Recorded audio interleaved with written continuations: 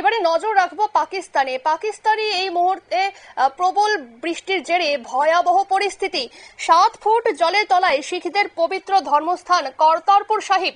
বন্যার জেরে জলমগ্ন ভারত পাকিস্তান সীমান্ত। এ ব্যাপারে বিস্তারিত জানবো। টেলিফোন লাইনে রয়েছে প্রতিনিধি সৌম্য মুখোপাধ্যায়। সৌম্য, কি জানতে পারছো? দেখো, গত কয়েকদিন ধরেই পাকিস্তানের বিভিন্ন জায়গায় অতি ভারী বৃষ্টি হচ্ছে।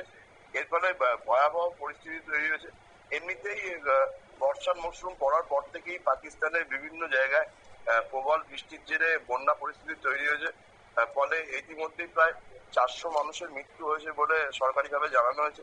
আর তার মাঝেই গত 2-3 দিনের বৃষ্টিতে ভয়াবহ পরিস্থিতি তৈরি হয়েছে পাকিস্তানের কর্তারপুর সাহিব এলাকায়।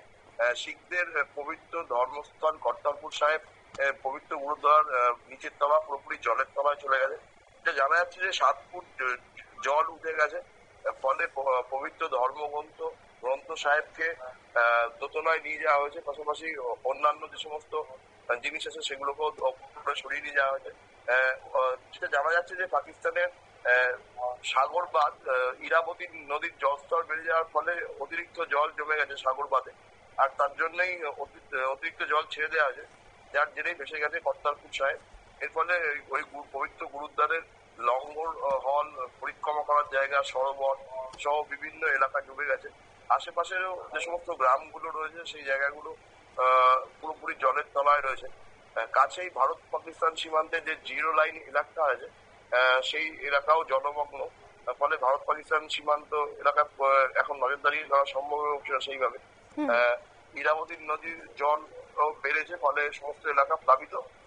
যদি বৃষ্টি না থাকে তাহলে ভয়াবহ পরিস্থিতি তৈরি হবে বলে মনে করা হচ্ছে। ধন্যবাদ সৌম্য। অর্থাৎ কয়েকদিন ধরেই এই বর্ষার মৌসুমের ফলে কিন্তু জলমগ্ন হয়ে পড়ে পাকিস্তানের বিভিন্ন এলাকা এবং 7 ফুট জলের তলায় শিখদের পবিত্র ধর্মস্থান কর্তারপুর সাহিব এবং এক্ষেত্রে বন্যার জেরে জলমগ্ন ভারত পাকিস্তান সীমান্ত। নিয়ে নিচ্ছে ছোট্ট একটি বিজ্ঞাপন বিরতি, সঙ্গে থাকুন।